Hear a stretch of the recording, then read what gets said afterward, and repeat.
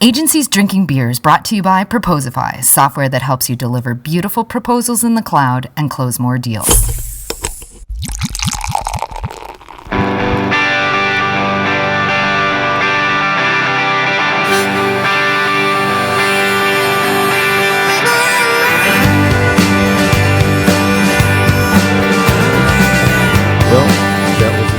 Are we recording? Yes. I ask you that every time. Yes, I know you do. There's no red light. And we will have one, as you said. We will have a booth that will be set up permanently, and it'll be for recording. Yeah, people won't just barge in our special room. And then we can finally record our musical album that we've been talking about, Hall & Oates. Our spoken word album? Lennon and McCartney, Hall & Oates, Simon and Garfunkel. Springer and Rocky. That's it. So we had a good interview with Luke Aikman. You guys are going to hear that in a few minutes. It's been a little while since we recorded. We've been busy. We've been in Arizona last year for the Infusionsoft last conference. Week, you mean? Yep. What did I say, last year? Oh, my okay. God. Oh, my God. And you had Thanksgiving last night, the American Thanksgiving. Yeah, I celebrated it yesterday, and it was nice. Yeah. So you got shit-faced? Yeah, I started pretty early. Drinking the wine as I was preparing it around noon, and football was on the tube, and warm and fuzzies. You could smell the bird cooking, and stuffing, the whole bit. Excellent. Had a fire in the fireplace. I can picture you in like a cardigan playing football in the yard, while a cardigan. Leaves are being raked. Yeah. Yeah, it was close. The kids did break some leaves. Yeah. Finally got a rake.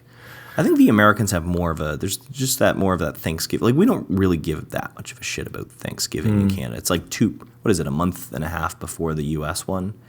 I mean, we have turkey and whatnot, but it doesn't really, there's no special, doesn't hold a special place in our hearts.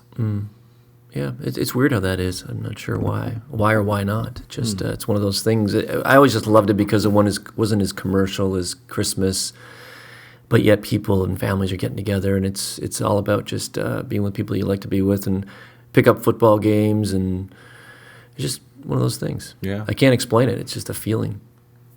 If only I could feel that feeling. Well, someday I'm going to take you down to, down to the U.S. No, I don't have Yankee in my blood. It won't work.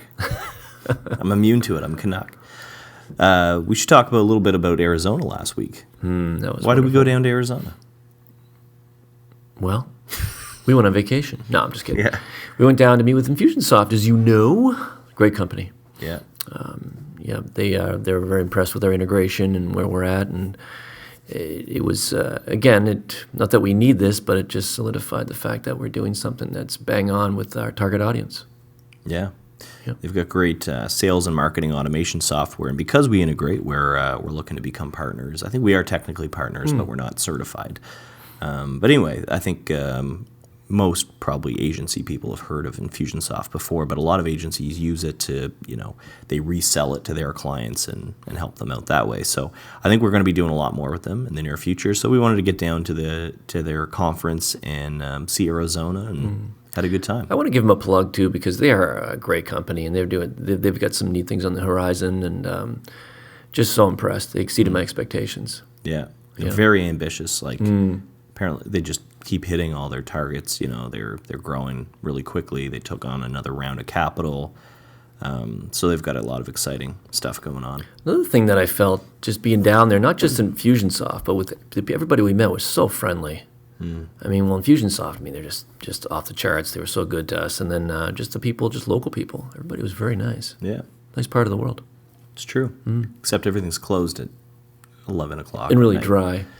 Yeah, it's hard to go for a beer at later at night. But yeah, and if you're walking under trees, they say watch out because scorpions fall out of trees. Yeah, that part was kind of weird. I saw a roadrunner, like an actual roadrunner. Did you? You didn't tell me that. Yeah, I was hanging in the pool in our hotel. We had a really nice hotel. It was like super cheap, and it was like there was an outdoor pool and hot tub, and I was just sitting out there, and there was like desert in the back, and I just saw a roadrunner come by. That's cool. Yeah, and I tried to drop an anvil on it, but yeah, meep meep. There you go.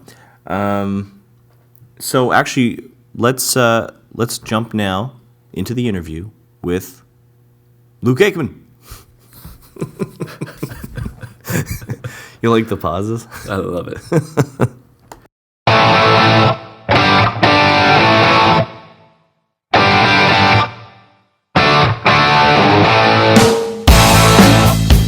We're talking here today with Luke Aikman. He's the CEO at Nudge Digital, and they are a web design development shop who specializes in Drupal. Welcome to the show, Luke. Thanks, dude. Awesome. Thanks for being on the show, and tell us a little bit about Nudge Digital and how you started it. So we started Nudge, I guess we started trading probably about 7 years ago. We've always grown organically, and we started off the marriage of two very kind of different people, I guess, who were both slightly geeky in different ways. I'm an out-and-out sales guy or biz dev guy, and my business partner, Ben, is a very, very, very good geek. And we started off by selling some really good stuff like fantasy gaming engines and artificial intelligence before people were really using artificial intelligence to be Sky and to help with their pricing algorithms and stuff like that.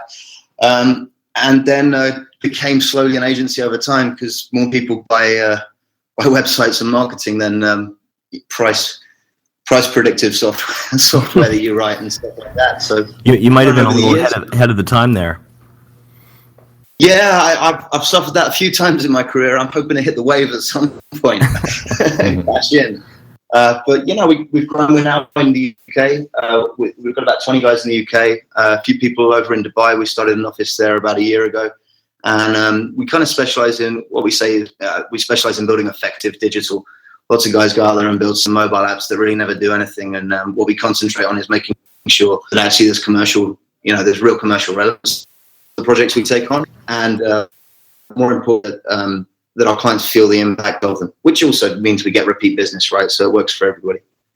So you're obviously from the UK originally, but you opened up a shop in Dubai. How did that come about, and why Dubai? I mean, the sensible lying answer would be, we saw real commercial opportunity and all that stuff. But the reality was, about 4 years ago or something like that, I was about to move out to San Fran. We just signed heads of terms on an investment deal into a different business.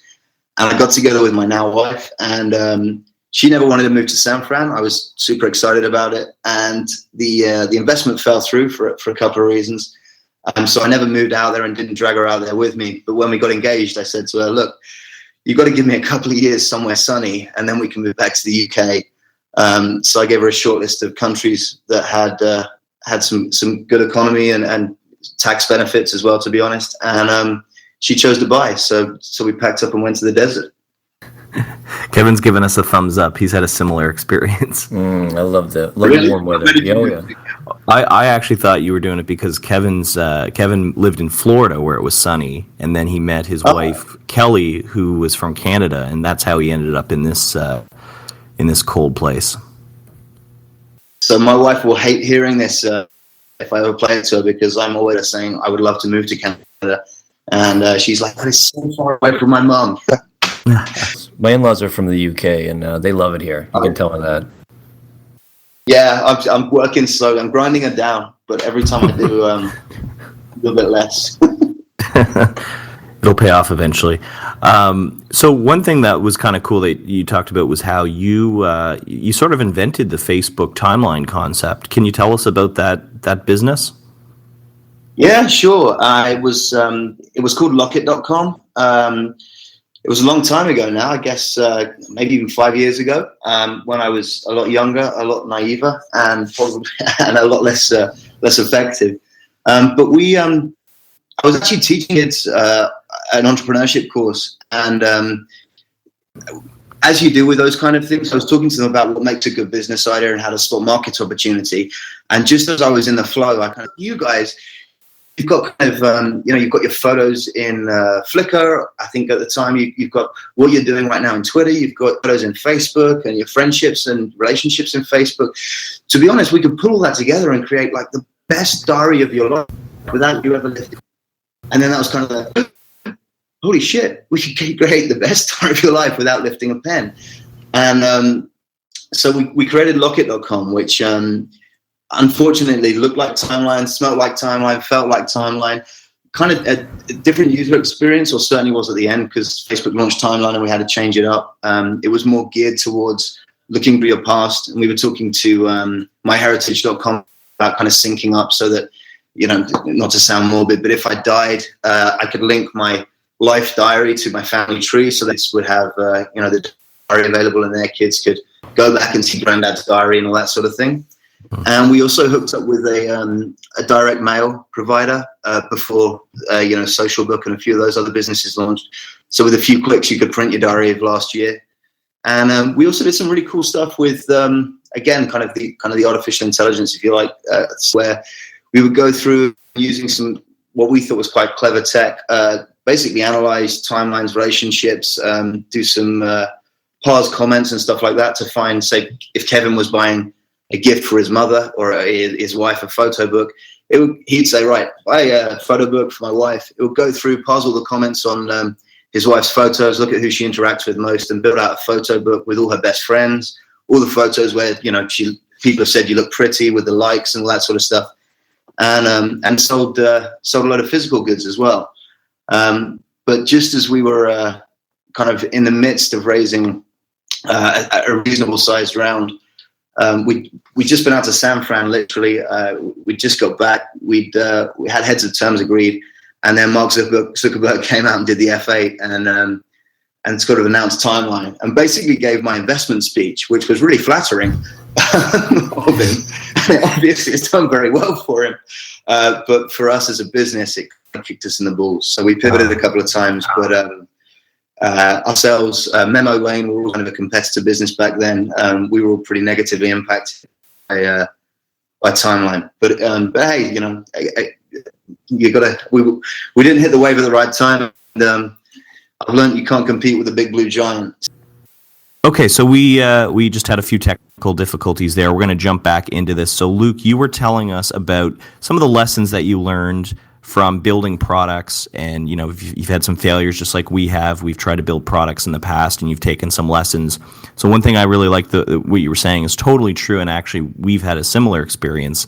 Is that when you try to get juniors, like some people go, I want to build a product, so I'm going to get the intern or the guy or the girl with 1 year experience because they're cheap. So it's going to be a lot cheaper to get something off the ground, and then of course you pay for that in the end. We when we started building Proposify in house with Headspace, we actually hired the best developer we could find that had tons of experience with JavaScript and all the languages that the product was going to use, and I think it was one of the best decisions we made. So is that what you're doing now with your new product? Yeah, it was. So as you guys know, the difficulty with running an agency and a product at the same time, and I've heard you guys talk about it in some of your other podcasts, is you're always pulling off your developers to do client work, right? Because that's how you pay the bills. And we've been a victim of that. So we have hired specific people, like we hired a specific guy to head the product up, and eventually he ended up sucked into the agency. So we're suffering the same problem again, and we're just rehiring at the moment another kind of guy to head up the product development. The Tap Takeaway, so just for your listeners, the product we're developing is something called Tap Takeaway, and actually there are some very similar. There are similar businesses in Canada and the US and Australia, and there's a couple here in the UK. And what we've basically done is we're giving restaurants and takeaways a really, really easy to use mobile marketing platform, so that instead of the restaurant using Delivery Hero or Hungry House or Just Eat over here or whatever it might be, they use those things to acquire the customer. And then once they've acquired the customer, they keep the customer by moving the customer from kind of those aggregation platforms over to their own application. Because, of course, like Delivery Hero and stuff, they make their money from getting two neighboring restaurants to compete as hard as they can against each other by spending more money with Delivery Hero. So the restaurants hate them, but need them. So our product allows them to kind of take control of their own destiny again, if you like. With Tap, we learned the lesson. We built an ugly V1, got it to market really quickly. We did a partnership deal with a PDQ, one of the biggest PDQ providers over here, and kind of got out to our first 150 paying customers really quickly, which was great. Learned a heap. and but got the product generating revenue kind of within, I guess, from original idea or from day one of it being in the office on a whiteboard to out there, maybe 3-4 months, probably 4 or 5 months or something. But it was under 6 months. We got it out there really quick. We got 150 customers. Everyone, there was money coming in. It wasn't a lot, but we proved that somebody was going to part with their money to make this happen. And we've been slow on. We got V2 out, which was an improvement. And we're just working on V3 at the moment, which is a big improvement again, and has a lot of learnings from looking at kind of the analytics and talking to the customers and understanding the problems they've got. But it's a cool product. It's not kind of the Locket.com, Facebook timeline it doesn't have that scalability. It's not kind of a global social. It's going to go from zero to $1 squillion in 10 minutes. But it's a good staple business that we honestly believe we could turn into kind of a 10, 20, 30 million pound business over a reasonably short period of time, and that's what we're concentrating on doing. That's awesome. I love everything that you're saying, and it's very, again, similar to our experience, where you got something very kind of, like you said, ugly to market. That was like version 1 of Proposify. We just kind of got it. Just got it out there and into people's hands, and it took a while for people to really generate money from it. But at least it meant, like what you said before about how your earlier businesses, you kind of spent too much polishing time before you really validated the market. So it's awesome. You got it into 150 paying customers' hands now, and kind of can see what people are doing with it and where you need to go next. Yeah, and the other thing is, as soon as somebody pays for something, they have an expectation of customer service and quality. And though as a business that's tough to deal with, what it does mean is that you're not fighting for feedback. When you're giving stuff away for free, people giving you feedback is like them doing you a favor. But when people are paying for the product, they're complaining. And that's better in a sense, right? Because you're not having a fight to get that feedback and that product insight anymore. People are going, well, shit, I just gave you $20 and this should be working. And we're like, yeah, it absolutely should. We're really sorry about that. But the amount of feedback that comes through is much better as soon as people stop paying. So I'd argue you're better off with 5 paying customers than 100 non-paying customers in a lot of ways. 100%. I agree with that. And I've even heard it said, and there was some research done that I could find the source for, that said, like, for every 1 customer who complains, there's 26 who have the same problem, who don't say anything. So that one person who's complaining is actually speaking for a lot of other people, and you're right, they're doing you a favor. Yeah, I think that's probably even more true in Britain, I suppose, because of the culture we have here. Like, I'm a complainer, not in an impolite way, but if I'm in a restaurant or a bar or something's not going right, I feel like it's as a business owner, I feel like the other business owner should know that something's not going right so they can solve the problem. So I'm the first to call people up, but if in Britain especially, where we don't have this culture of complaint, and it's kind of that stiff upper lip, or that more introverted, we'll deal with it, it's fine, just pay the bill and we'll go home, or whatever it might be. People will look at me around the table and go, what are you doing? It's like, well, fuck, it's not great, so let's tell them. And worst case scenario, we don't come back. Best case scenario, they fix the problem, we get 10% off the bill, and we do come back. And we love coming back because we got great service, even though there was a problem with the food or whatever it might be. Dude, welcome to my world. My wife is exactly like that, her family, and lovely people, but never want to rustle anybody's feathers. And it's a bit of a Canadian thing too, quite frankly. And Kevin's American, so he's I say he's how happy it is. to complain. And I was in the restaurant business, so let me tell you, I have certain expectations, and I'm, like you said, I'm not doing them any favors if I don't call them on something. The huge problem with running Tap Takeaway for a little bit has been I love food, and when I was a kid, all the way since I was a kid, I've wanted to open a pizza place. And considering what the hell do I know about pizza? But now I'm sitting there, I'm coming back, we'll be moving back from Dubai in the next sort of year, 18 months. And I'm sitting there going, I can see how these guys are running their business. I could see how they could generate a shed load more money. I have all the analytics in front of me. And I've always wanted to open this pizza place. It's the stupidest thing I could possibly do. but I have it coming around my head. It won't leave me alone. We all have that. We have that little like dream business that it probably won't make us millionaires. Kevin, do you want to tell the listeners about your dream business? Which one? I got a few of them, It and I've done a lot of them too, which is great. I've been an entrepreneur my whole career, so I'm in my rhymes 50s. with Siki. Oh, jeez. Yeah, Kyle teases me because he thinks I want to. I have a passion to open a tiki bar. Thanks. You tell me all the time. No, I just say it'd be nice when I'm older, maybe in my 70s and 80s, to be in Florida, waltz into a tiki bar and say, hey, anybody want a drink? Hell yeah, man. I completely agree with that. Yeah, What's man. the point of being 70 years? That doesn't sound good at all. I tell you what, we'll go into business together. I'll run the front of the room and the tiki bar, and you can create the pizzas, and we can do Coronas and pizza. It's great. Yeah, I mean, to be honest, I'm 70 years old. I don't want to be in the kitchen, but I'm happy if you still want to work for it. I just want to pay somebody to do it at that age. Same here, yeah. I want to enjoy the fact I'm not paying for the beer. Yeah, we'll be on the other side of the bar. Yeah, I wouldn't be very well. So there's one thing I want to talk about that I think is really interesting, and that's young British entrepreneur. Can you tell us what that is? Yeah, so about 10 years ago, when I was just in university, I owned a business which put on nightlife events, and I realized I didn't want to do that for the rest of my life. And so I was at a networking event, and I met the head of entrepreneurship of Bristol University. And we didn't introduce ourselves to each other in that way. We were actually both talking to a guy, pitching him kind of at the same time at a networking event.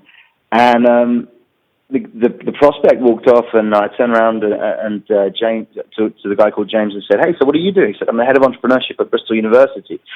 I said, "What? That course doesn't exist. I'd have done that course. That sounds awesome." And he said, no, it does. I said, "Okay, well, if you don't know about me and I don't know about you, and I'm pretty sure all the other guys I know that have businesses at Bristol as students don't know about you, you are talking to the wrong crowd, and we would all love to be taught a few things and maybe make some more money." To fast forward a little bit, I ended up going in and consulting with the university, and then James left, so I became head of entrepreneurship at the university. And I developed some course material that was, some of it was good, some of it was bad, of course, but there was one course that we put together that was, in fact, half of the material, is really influenced by James, the guy that left.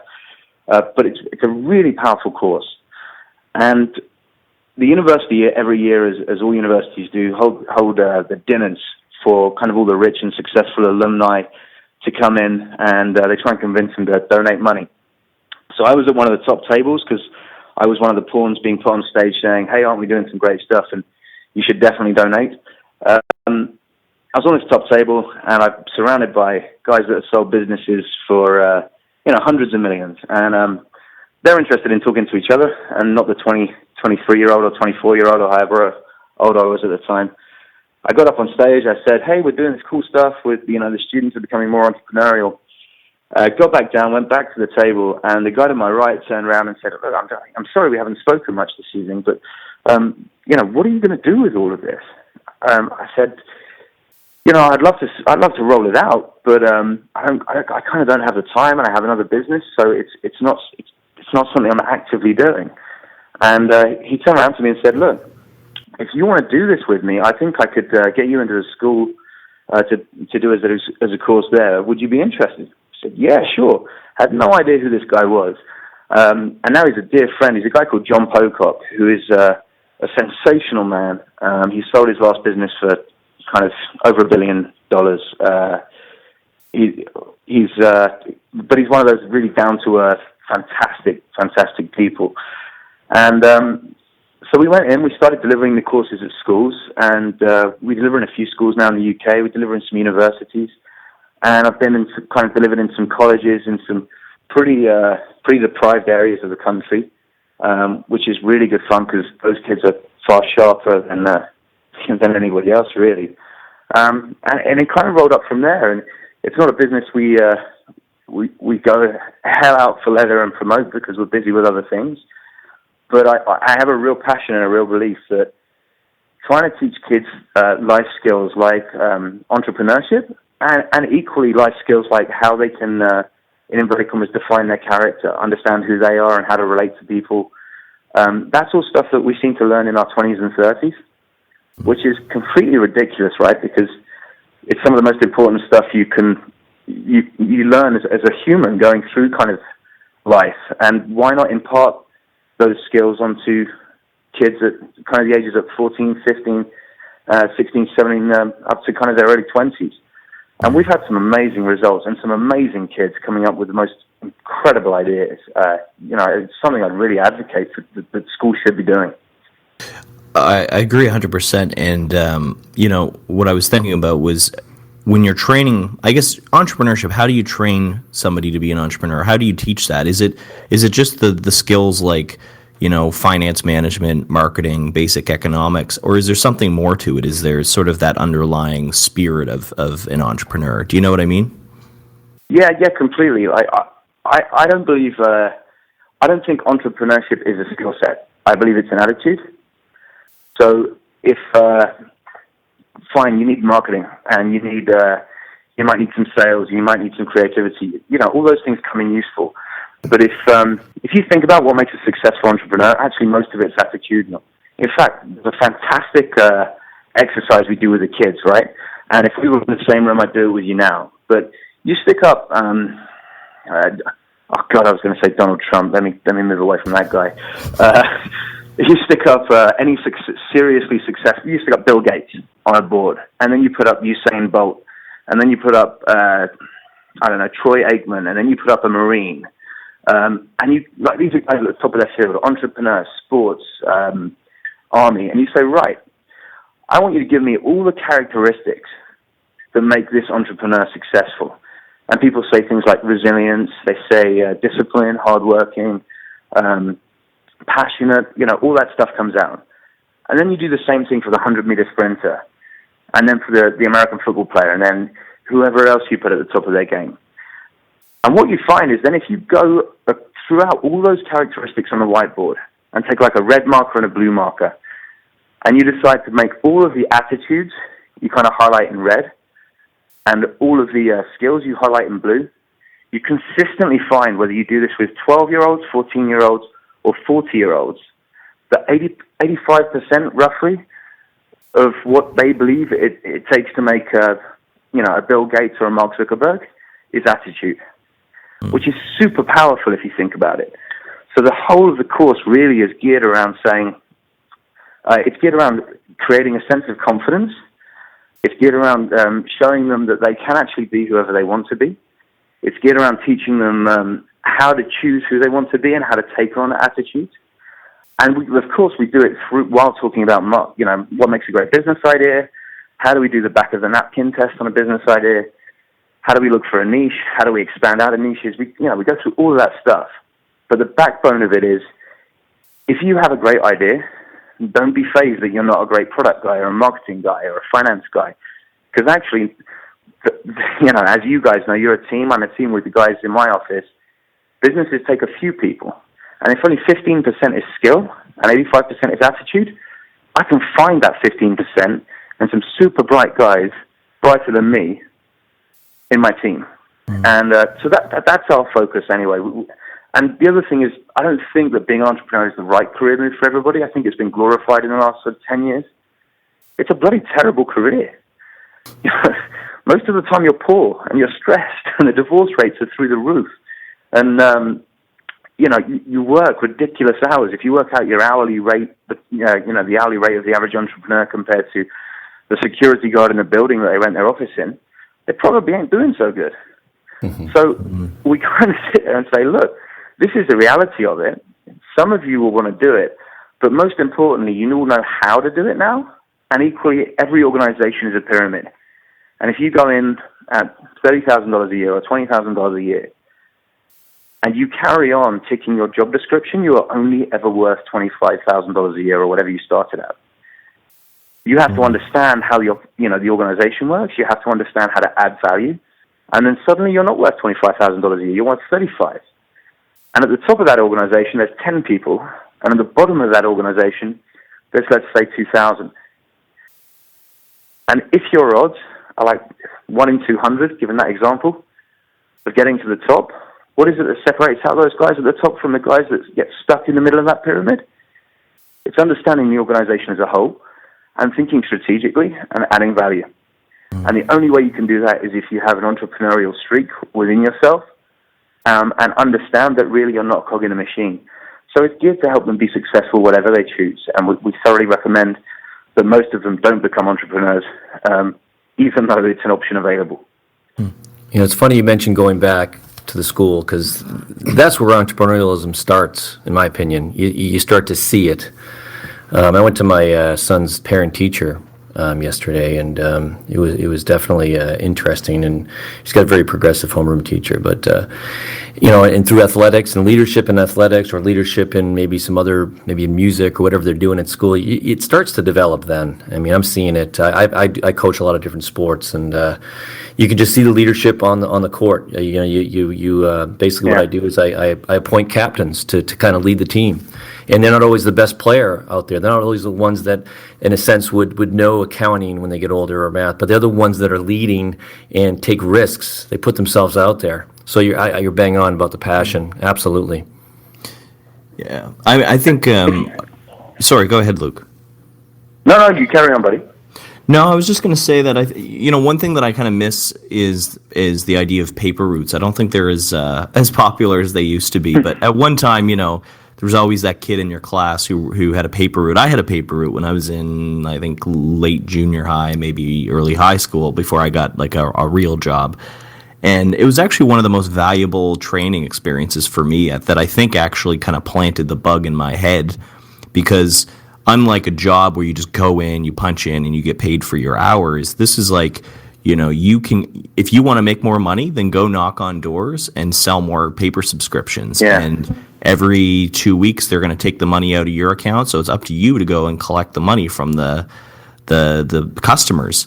And you have to deal with customer service and sales and fulfillment and, making sure you're making more money than you're losing and all that stuff. I thought that's a fantastic experience. And I'm actually sad that most kids will not have the opportunity to do that. Just because, newspapers are dead. But so it's great that stuff like this lawns exists. are still there, man. I did lawns when I started when I was 11, mowing lawns. Great money. Yeah.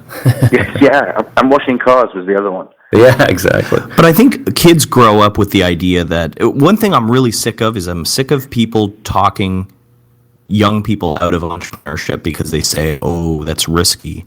Oh, lots of businesses fail. You're better off just getting a job. That's the safer route. And I'm so fucking sick of that. Sorry, I'm getting mad now. Yeah, I think, we're entering a really interesting time, I think. I wrote a blog post ahead of the game as well. Hitting the wave, me hitting the wave is a really bad thing. I never timed it right. I wrote a series of blog posts about 2-3 years ago that were kind of all about the biggest threat to the economy in the developed world is automation. Is the fact that jobs are slowly drying up, and we're in a place now where actually, unless jobs are slowly going to deprecate, especially kind of that middle management layer. Anything to do with administration is currently at risk because, frankly, we're all getting too good at creating software. And now we're in that place.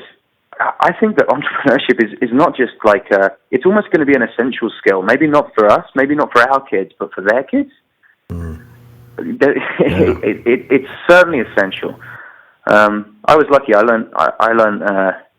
I did a paper route as well. That was good fun. Actually, what am I kidding? It was terrible fun, but it worked. It was a pain in the ass. It was really horrid. But I grew up in the film industry, and it's a really good training ground because your day starts at kind of 4:30, 5 o'clock in the morning. You're home super late. My parents were paid by the day, not salaried, and the consequence of that is I grew up in an environment where having a job, to me, having a job and having a stable income is almost scarier than not. It would feel so weird. I grew up in an environment where, my dad couldn't predict accurately what he was going to earn in the next month or the next 6 months. And I think it was pretty valuable, like going to work with him and watching how hard these guys worked to A, to get by, but B, to make sure they did a great job so they were hired again.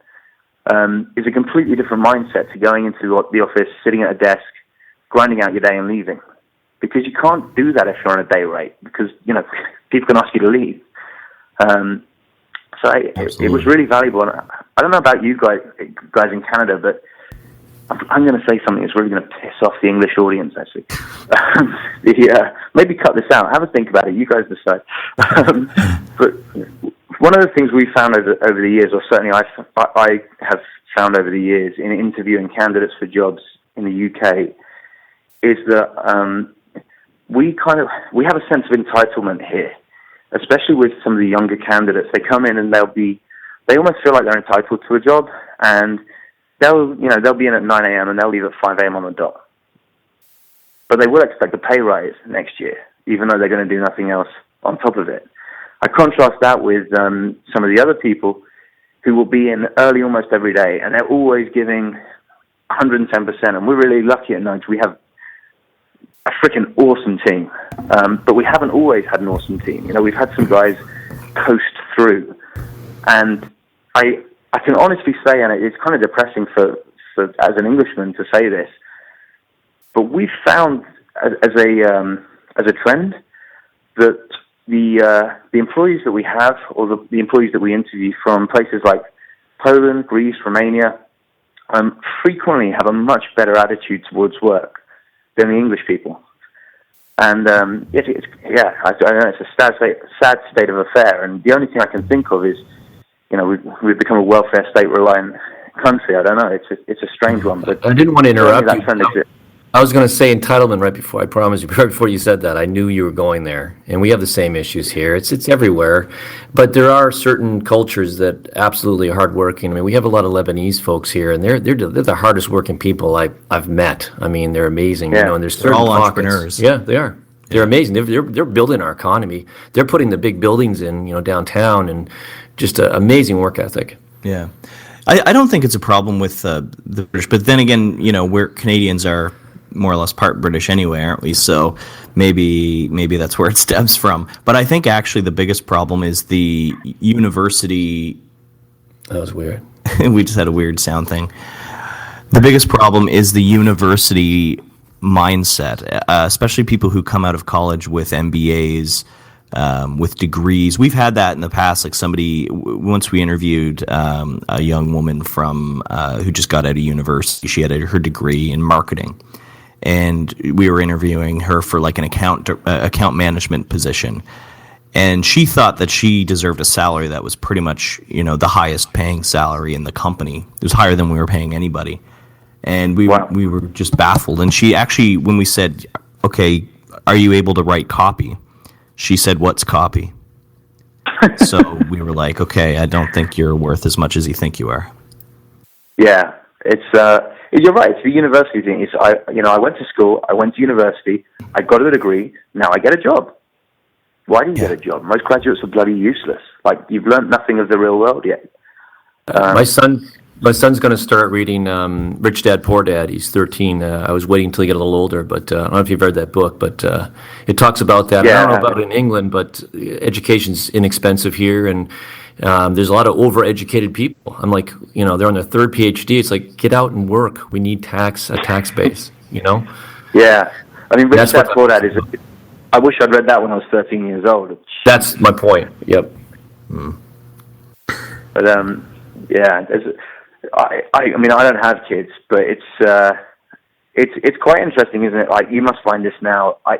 There's so much that I've taken from my dad that I'll pass on, and then there's so much that I've learned, and it would have been the same with him and his father, that you're then going to pass on to your kids. And my son or my daughter, hopefully, touch wood, my son or daughter will be inevitably, 10 times more intelligent or certainly more astute than I'll be, because, they'll do things like read Rich Dad, Poor Dad at age 13. And probably put us all to shame, and hopefully be able to afford the retirement homes or the tiki bars. I don't know. I have an 8-year-old son, and he asked if he can get a job at Proposify when he's grown up. So I guess we got to make sure this company lasts another 12 years or so. Yeah. Well, let's be honest. Let's hope you sell it, and you can fund his first venture. Yeah, now you're talking. Well, funny you bring that up, because a lot of us who are entrepreneurial and we want to build wealth, in time with our businesses, there's that temptation, I guess, to think like, oh, imagine what I can give my children to give them that base to start from. But then at the same time, kind of what drove me as to be an entrepreneur was just frankly being broke and being fed up with working for people and thinking I was smarter than the people who were employing me. And it was sort of that like hunger that made me want to be an entrepreneur. So in a way, I almost don't want to spoil my kids and give them too much that'll make it too easy on them. Do you know what I mean? Yeah, no, it's the Warren Buffett thing, right? I don't know if you guys have seen the same documentaries, but Yes. I can't remember, it won't be accurate, but he bought his kids a house each, and that's that. It's over. Yep. And I believe in that, especially in the UK. Like, getting on the property ladder is really difficult for anybody that's not earning a really good amount of money or hasn't sold a business or hasn't got wealthy parents. It's almost impossible. So the whole being able to give your kid a base, I get. But if my kid came to me and said, "Hey, Dad, can you fund my business?" I'd say, "Sure, but you got to pitch me next Monday at 2 p.m. and I'm going to bring a couple of friends in, and I'm only investing if they invest. So I'll match fund, but you have to raise whatever it might be yourself, and that's the validation. And then I'll match fund it or whatever. I'm happy to support, but I agree. But also, having heard about your old agency and your other podcasts, it sounded like you guys worked for a dick, and that would really, really stimulate people to go out and start their own agency. No, we had a tough go of it. I mean, Kevin had run other businesses before.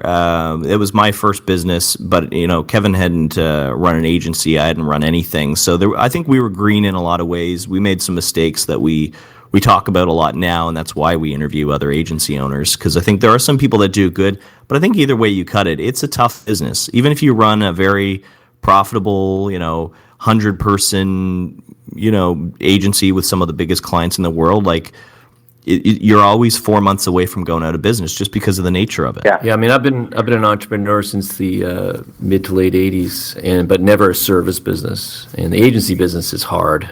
I mean, it was definitely challenging, and I'm really happy to be back in a product business. Yeah.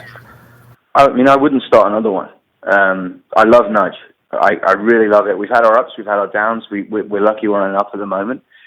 And we're lucky we kind of got through those teething years where we're still learning from our mistakes, but we've got through those teething years, and we have nice clients now and bigger contracts and all that sort of stuff. So it's not as hard as it has been. But you're right in saying, if a couple of our clients decided to leave in the same quarter, or a couple of our bigger clients decided to leave in the same quarter, that would radically change our business. And the problem with people is, non-product businesses, services businesses, you're selling people on treadmills, right? So I can only scale my business by scaling my overheads proportionally. And especially with the employment laws in places like the UK, where actually getting rid of people isn't a simple matter. When, Wow. we see agencies, we have Campaign magazine and a few other industry magazines over here, and reasonable sized agencies are closing all the time because actually they've got 80% of their revenue from one brand. Yeah. That brand disappears, goes back out to pitch, and suddenly, 100-person agency, it folds, so quickly. It's painful. It's sad to watch. Yeah, it's a fragile business.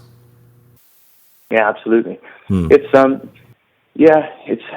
I tell you what, I wouldn't change it for the world, because I've learned, I think because it's a fragile and tough business, I've learned so much that I wouldn't have learned, I haven't learned from the product side, and I've learned stuff from the product side that I haven't learned from the service side. But it's definitely a great training ground, and I kind of feel like if you can graduate the agency world, then whatever you do after isn't going to be easier, but I feel like I'm going to be less stressed. I'm going to be less prone to a heart attack after agency land.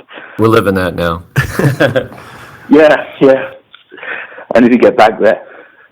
Damn you, Zuckerberg. Luke, it's been awesome chatting with you. Thank you for taking the time and sharing your experience with us. It's an absolute pleasure, man. To be honest, you gave me an excuse to drink off a hangover, so I'm eternally grateful, because up until 2 p.m. when I opened these beers, I was in a painful place. Oh, I'm in a very happy place, so I appreciate it. Awesome. Anytime. You don't need us as an excuse to drink, but I'm glad you used it. I'd say I might start, if I do, I'm going to have to start texting you permission. And because of the time difference, you're going to get some strange text, dude. It's just what it is. Probably at weird Dubai hours too. Hey, when we get over to visit my wife's family, I'll definitely be pounding on your door for a beer. I hear Bristol's a pretty beautiful area.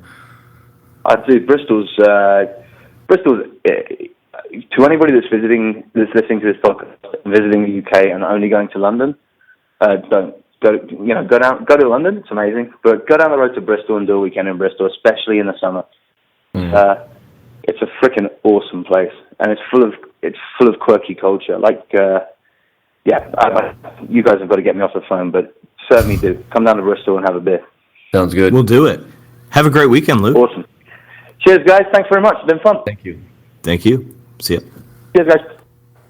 Well, we got through that. That was a great interview with Luke, but man, we got slammed with technical issues. Oh, man, yeah, we got to come up. Yeah, we need a booth, and we need everything just set up and. A booth will solve all of life's problems. Yeah, kind of, but poor Luke, he had to go from using his desktop to his phone, his landline, and then finally his cell phone seemed to work the best. Yeah. Hopefully, yeah. That's going to be most of the interview is that part. So anyway, great information, great guy. Hope you guys enjoyed it. One thing I just want to chat about before we go is the Smart Business Stack. So we're launching a blog post. Actually, by the time the listeners hear this, it will already be launched. A blog post that I wrote about kind of the SaaS tools that we use, the ones that we like the most, and that we think are the best. And so what we're actually doing is we're partnering with some of those companies, partnering with them, and coming out with what we're calling the Smart Business Stack. So you can go to that.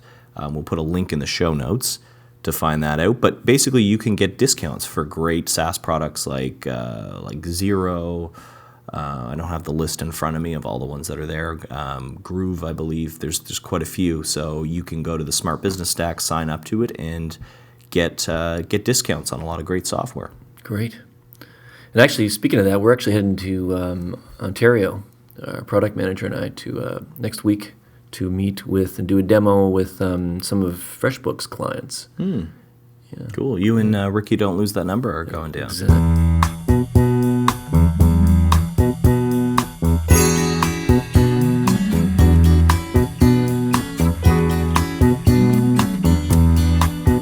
Or Ricardo, as I call him. Ricardo.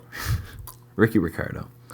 Ricky's great. I live to make Ricky uncomfortable. That's like my goal in life. I was out with him the other night, and just before he was leaving, I grabbed his long hair and tried to make a man bun, and he was like squealing and trying to run away. Plus, you ended up renting a place on like the 12th floor of some building, and because he hates heights, so you always had him over and made him sit out. Ricky's very like nervous and squirrely, and I get off on just making him uncomfortable. Like if I go into a bathroom and there's like 10 urinals and Ricky's at one of them, I'll go to the one right next to him. I think with no space between, just because I know it makes them uncomfortable. You should explain to people that you've known him for a while, because people might think that they don't want to work for us now. We abuse our employees. You've been friends with him for years. Yeah, I'm surprised. I don't know why. I don't know why he's still friends with me.